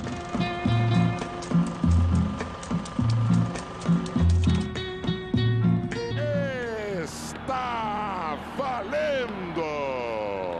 Hoje é tudo ou nada! O Palmeiras vem mordido, prepara o primeiro espeto daquele lado, pode botar no meio. Olha o perigo aqui rondando a casa, não estava impedido não. Minha Nossa Senhora, o gol perdido! Edmundo! Quando aconteceu aquilo, eu falei, putz, merda, vai perder de novo, né? Não vai entrar, não vai acontecer. Eu tinha uma sensação de que era impossível o Palmeiras ganhar. Era impossível acontecer. Alguma coisa ia dar errado, ia perder de novo. Em momento nenhum eu não pensei nisso. Pelo contrário, né? Aquilo ali demonstrou que se nós tínhamos condições de criar aquilo ali, nós tínhamos condições de fazer. Eu acho que ali também já deu para ver que nós tínhamos começado o jogo de uma maneira diferente. O nosso volume de jogo foi tão grande que não deu nem tempo da gente perceber que eu perdi gol. Tentou lá Ezequiel. Olha o Palmeiras, vem em massa com o Edmundo naquele lado, na trava por baixo. Henrique marca a falta e vai sair o primeiro cartão do jogo. Foi para cartão. Não tinha como não dar cartão amarelo para ele ali naquele momento. No campo de jogo, você não vê só o lance em si, você tem que olhar a expressão do jogador. A expressão dos jogadores do Corinthians era aquela coisa do seguinte, entendeu? Aqui é o seguinte, eles vão morrer, mas não vai ganhar o jogo assim. E não era por aí. E aí tentaram me intimidar. Ele irritou muito o Corinthians. Tanto é que, com 3 minutos, o Henrique foi lá, tomou um cartão. Tudo bem, vai tomar uma entrada, mas pô, você pode conversar. Não faz isso que na próxima você vai tomar um amarelo. Não, já foi e deu um amarelo, pô. Então, já no primeiro lance, com 3 minutos, era a hora. Ou eu segurava o jogo, ou a coisa poderia partir para descambar. Hoje em dia, você vê em todos os árbitros, 3 minutos ele não vai dar um amarelo. Não tem horário para dar cartão. Se a falta mereceu o cartão, em termos de critérios e regra, para mim é isso. 36 minutos do primeiro tempo, eu recebi uma bola dividida, dominei, virei, toquei o Zinho. Eu já recebi, conduzi com a esquerda para dentro da área, aí a perna direita, aquela que eu errei lá no primeiro jogo, aquela que quase não era usada, aquela que só era para subir o ônibus. Olha o Edmundo. Outra vez, Henrique. Deu vantagem, chegou o Palmeiras, olho no lance.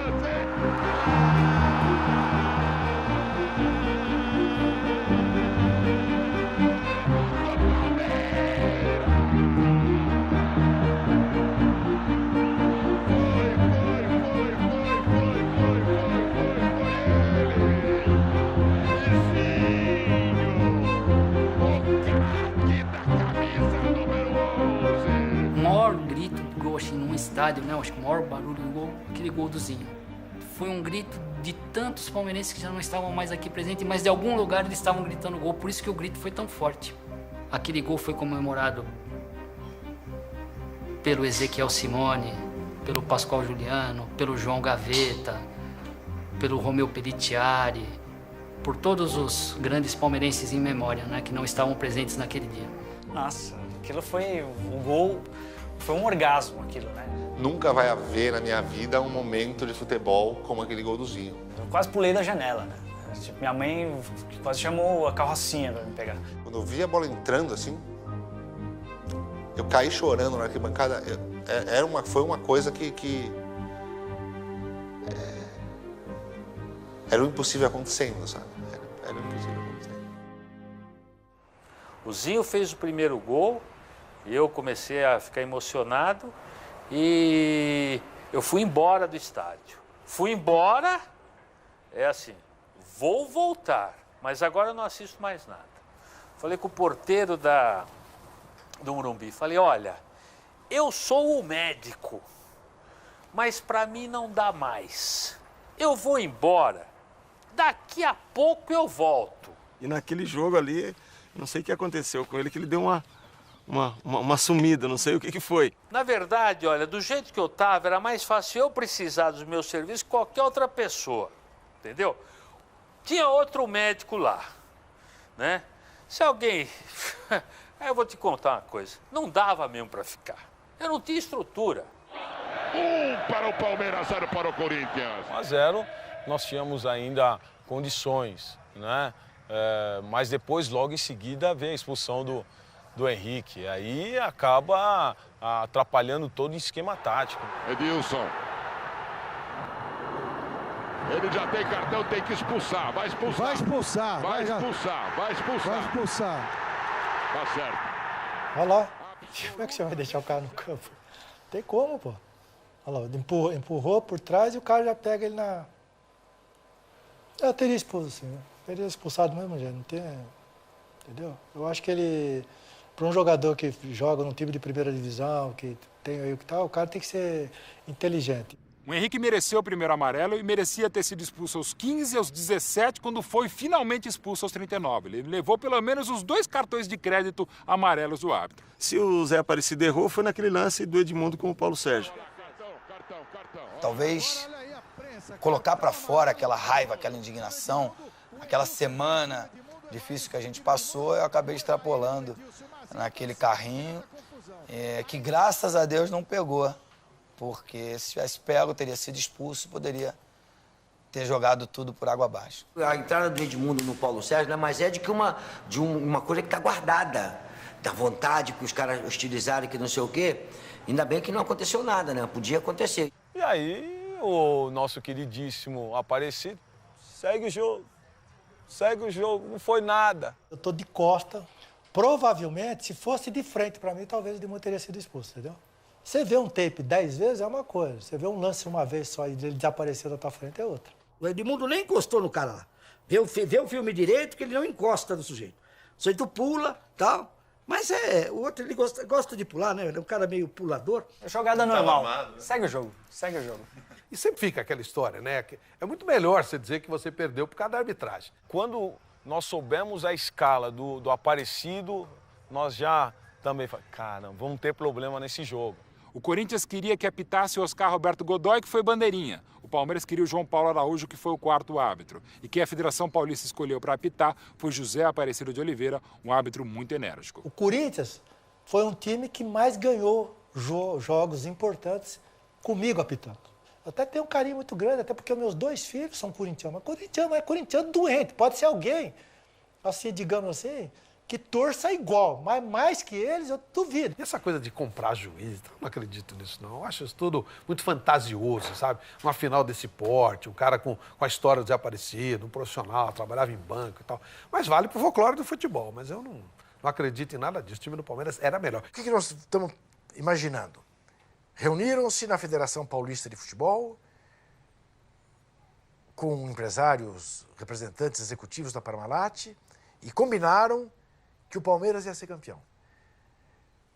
A todo risco, porque no primeiro jogo tomaram de 1 a 0.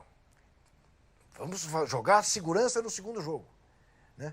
E aquele segundo jogo, a diferença abissal que houve entre os 2 times, que era a diferença de futebol que existia entre os 2 times.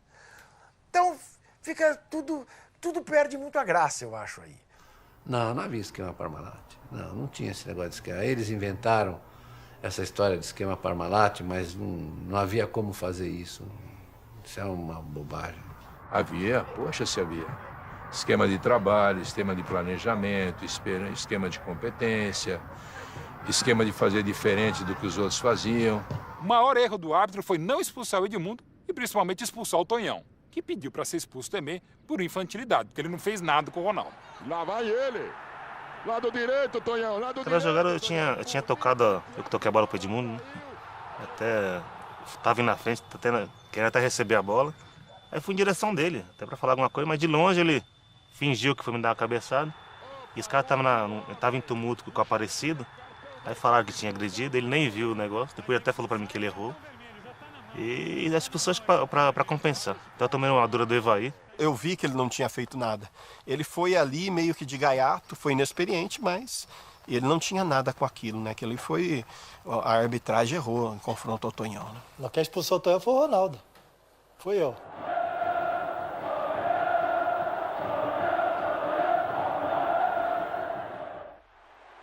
Chega Mazinho, abre Edmundo pelo lado direito, ele vai tentar se meter do outro lado, lá vem o Palmeiras, olho no lance!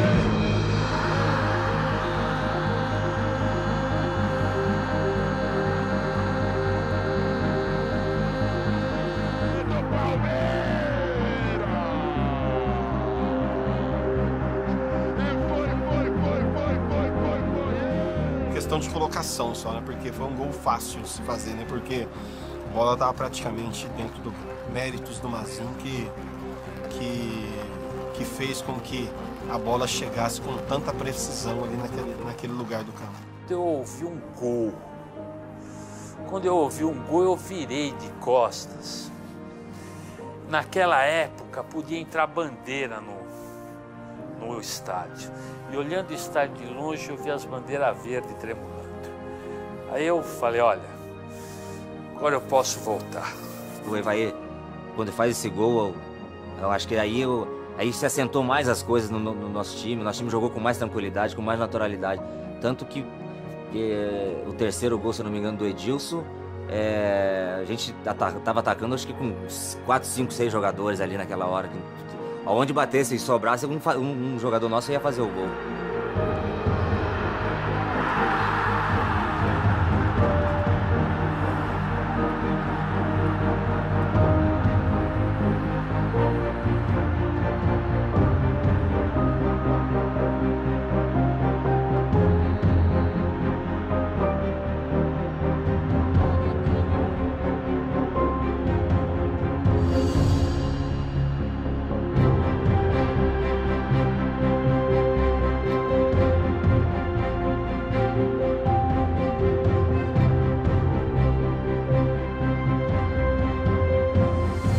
O time deles, a gente percebeu que dentro do jogo, o nosso time tomou conta da partida.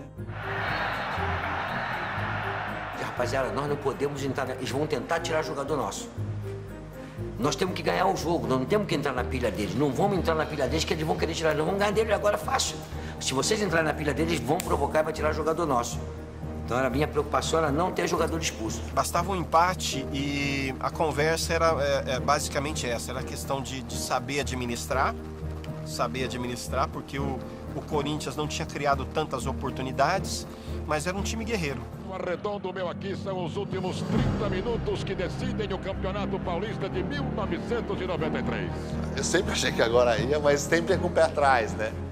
Mas é curioso, porque eu não conseguia mais ter a confiança cega de que com um timaço ganhava. O Edmundo pegava mano a mano, entrada da área, a gente já do banco já levantava. Vai dar alguma coisa, pode ficar tranquilo. Ou era gol ou era situação de gol. Pênalti contra o Corinthians. É um negócio para errar, né? É o Palmeiras que perde a Ferroviária, que empata com a Ferroviária, que perde o de Jaú, que perde o de Limeira. É para errar. E o dia 12 chegou. Nossa Senhora.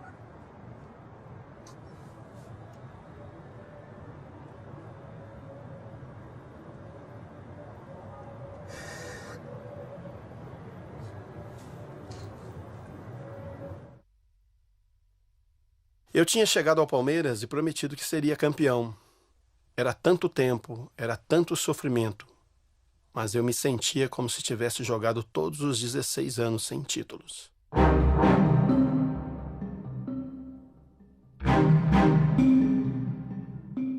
O Palmeiras deixara o Corinthians na fila em 74.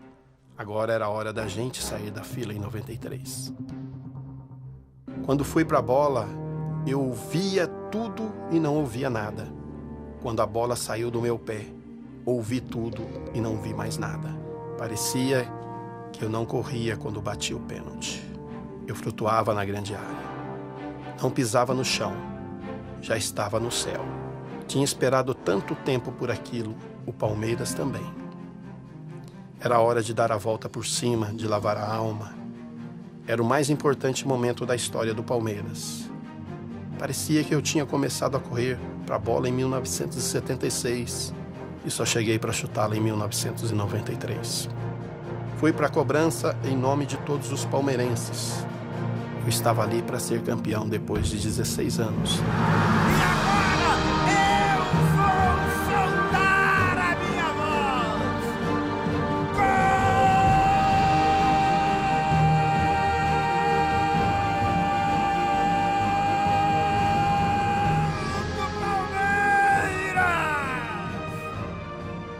Aquele gol ficou marcado por Ivaí.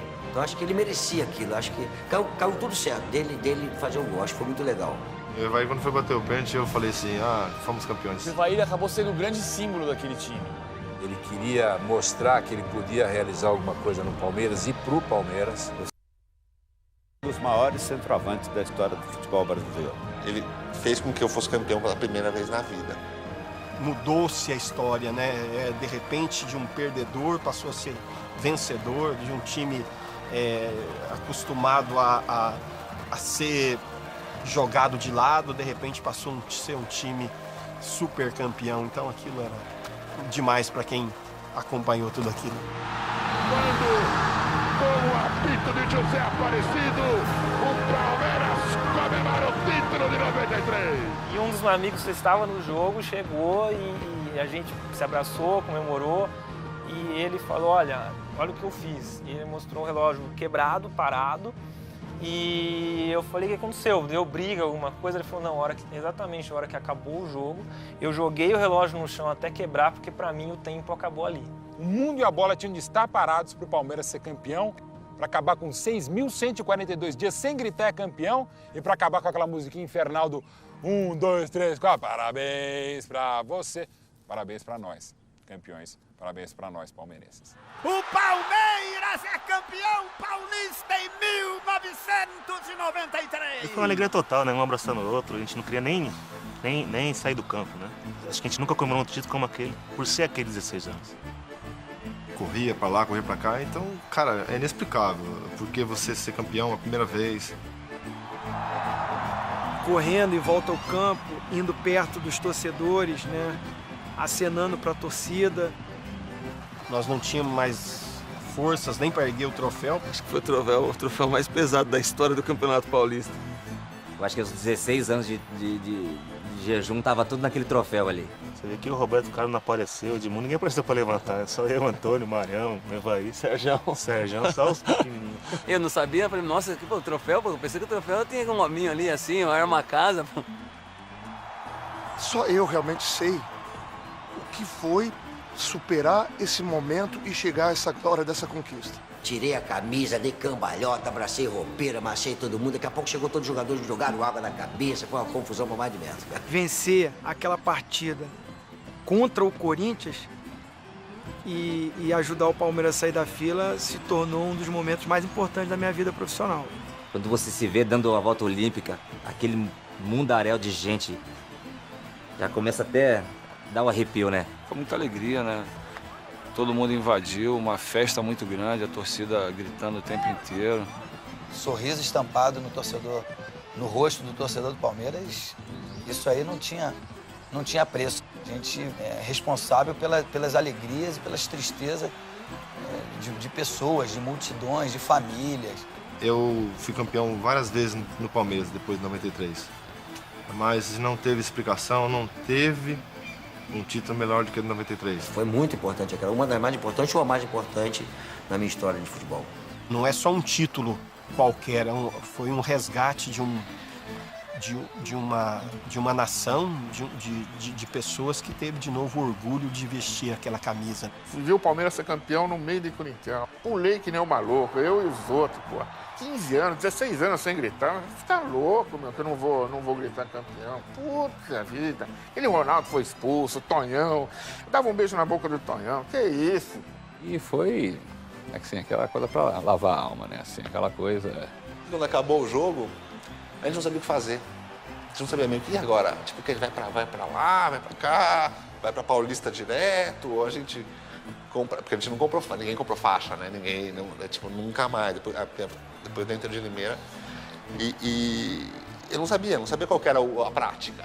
Saí de casa às 7h30 e voltei para casa às 9 horas da manhã. Passei em todos os lugares de São Paulo, todas as torcidas. Acabou a fila, meu. Fomos campeões. Que emoção. Nada vai superar aquele título. Saía palmeirense do bueiro. Era uma coisa assim, era uma alegria contida, assim. Você via todo mundo... Nunca vi um negócio daquele, nem quando o Brasil ganhou a Copa. Lembro que à noite que eu vi meu pai, já de madrugada, e ele falou, pô, os caras soltaram um rojão, caiu dentro do carro, ficou um buraco dentro do banco. E ele não tava nem aí com aquela situação. A cena que eu lembro é eu, todo vestido de Palmeiras, meu avô gritando, bebendo cerveja, né? Inclusive, aquele dia, até eu bebi cerveja, que nem, dá uma linha também, vô, não sei o quê. Tem certas coisas que, se Deus me pedisse para montar, eu não teria sido tão feliz como a realidade o foi. Nenhum time na história do futebol saiu da fila como o Palmeiras. Depois de 16 anos sem ser campeão, em 19 meses o Palmeiras ganhou 5 títulos. O Bipaulista, o Bibrasileiro e o Rio-São Paulo de 93.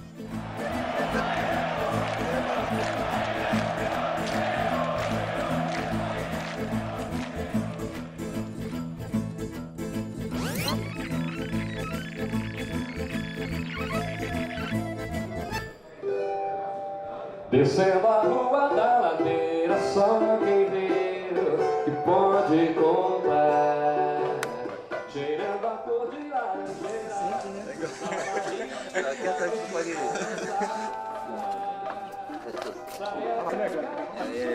Olha, Crisani, Rivos. Eu não sei se ele contou, não.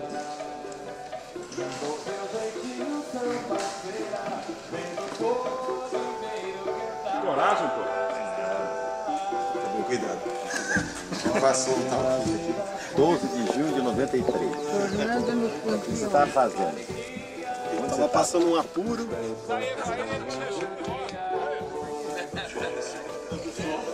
O senhor estava fazendo o quê? Eu morrendo. Beleza. Se ajeita e segue no seu passo, mostra toda essa poesia no olhar, deixando versos na partida só cantigas pra se cantar. Naquela tarde do domingo, fez o povo inteiro cantar e fez o povo inteiro cantar.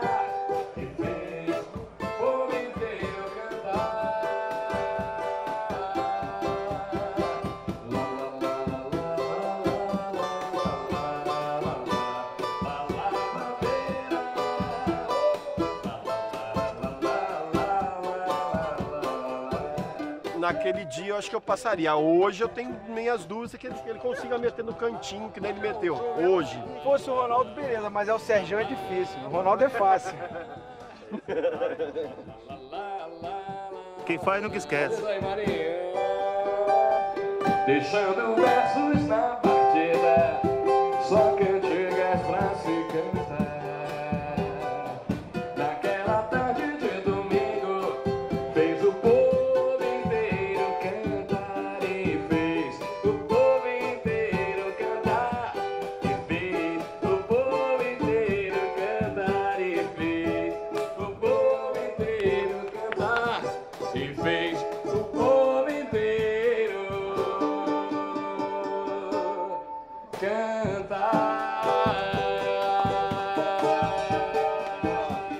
Eu tenho orgulho de dizer que eu fiz parte de uma história de 16 milhões de pessoas, né? Isso para mim não tem preço, nada paga essa alegria, essa história.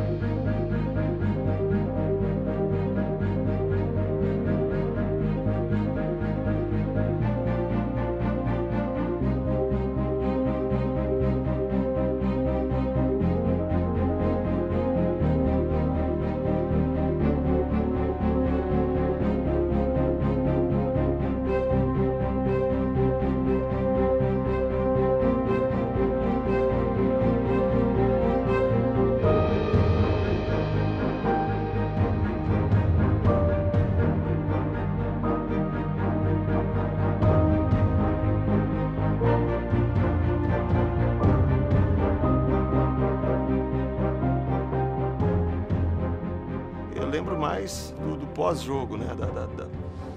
Da tristeza, só que ao mesmo tempo a confiança também, porque eu encontrei o Andrés sentado no saguão do Morumbi, todo sorridente lá. Eu falei, fica tranquilo, o segundo jogo é diferente. Tá? Ele falou, aqui é Corinthians, pô. Eu falei, então tá bom, aqui é Palmeiras. Quando nós fomos embora, os 2 ônibus, lado a lado, aqui na garagem do Morumbi. Edmundo entra no ônibus, senta numa janela.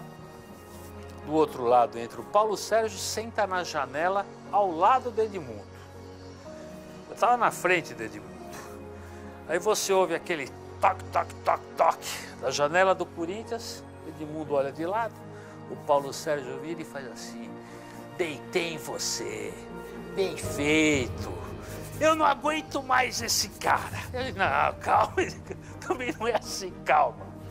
No fim, ele acabou dando a entradinha nele na final. Mas convenhamos, ele era folgado mesmo e mereceu, né?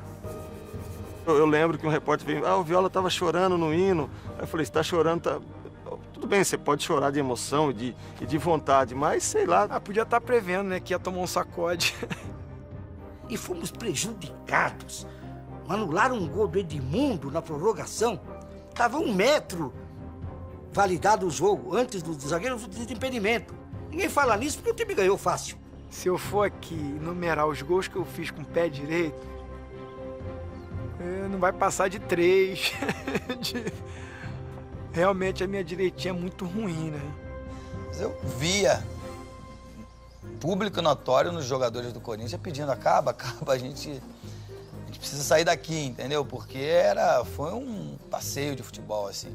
Eu acho que 3-0 foi um chocolate, né? O pênalti que assim, foi 3 pênaltis até o juiz dar, né? O Ricardo, que depois veio jogar pra gente, era boa pessoa. O Ricardo deu umas 3 chinelas no Edmundo e o Edmundo não caía. O Edmundo não queria cair dentro da área de jeito nenhum. Aí na terceira, ele caiu, pênalti, vai, não tinha jeito. O Sampaio tinha isso, né? Todo pênalti que eu ia bater, ele vinha no meu ouvido e dizia, vai em nome de Jesus, né? Todo lance, toda vez que eu ia bater um pênalti era desse jeito. E aquilo ficou marcado, né, pra mim, aquilo... E naquele dia ele não vinha, né? Demorou. Né? E eu olhava para trás, ele não aparecia e buscava ele e falava assim, pô, logo agora o que eu mais preciso, né? A minha mãe, ela, muito simples, ela, né? Ela pegou, quando saiu o pênalti, né? Ela se levantou, saiu da sala e foi sentar na calçada com a vizinha. Ela deu a volta no quarteirão, foi e se sentou lá do lado da vizinha, ficou as duas, né? E ela virou para a vizinha e disse, puxa vida, tem tanta gente para bater o pênalti, mas tem que ser logo ele para bater o pênalti. Os caras falam que o pênalti é loteria, né? Mas a hora que o Ivair deu aquela dele assim, eu falei, não, vamos ganhar. Não tinha... que era do Ivair dando? Ivair fazia isso aqui, ia aí, só e já saía comemorando. A gente até brincava muito nos treinamentos. E ele falou, Sérgio, vamos apostar 10 pênaltis. Se você pegar um, eu te pago aí o que você quiser, uma coca, um jantar, alguma coisa. Eu falei, vamos. Cara, ele bateu os 10, fez os 10. Ele batia assim no canto, eu pulava no canto, mas não alcançava. A bola pegava no pé da trave, na redinha, onde o goleiro não pega. Não, nós não tomamos banho, né, cara? Não deu. Não deu. Não sei onde foi parar minha chuteira. Cara, eu acho que eu só consegui segurar a camisa. Como a gente comemorou o título ali, entramos dentro do ônibus e fomos para o Parque Antártica. Festa, né? Avenida Paulista, Sumaré, ali perto do Parque Antártica. Acho que só deixaram passar o ônibus do Palmeiras. E assim mesmo, bem devagar. Não, naquela época a gente não andava de bombeiro, não, né? Até falei, pô, quero andar de bombeiro, né? Pô, andamos de ônibus, esse cara saiu pro teto. O ônibus tinha aquela parte em cima que para entrar um ar, o pessoal conseguiu tirar aquilo, o Edmundo subiu, e a gente segurava na perna dele para não acontecer qualquer tipo de acidente. A gente, pô, tentando puxar eles ali, que eles saindo ali, janela, e a galera enlouquecida, puxando os caras, a gente com medo de botarem lá pro meio da rua, né? Como a minha esposa diz que ela é palmeirense, ela fala que ela não é Flamengo. Graças ao Palmeiras a gente casou. Eu digo que o Dia dos Namorados ficou ficou mais romântico, né? Ficou bem melhor. Então hoje a Simone aí sabe que o dia 12 é fundamental por ela ser a minha namorada, mas por eu ter uma paixão que é o Palmeiras. E agora eu vou soltar a minha voz!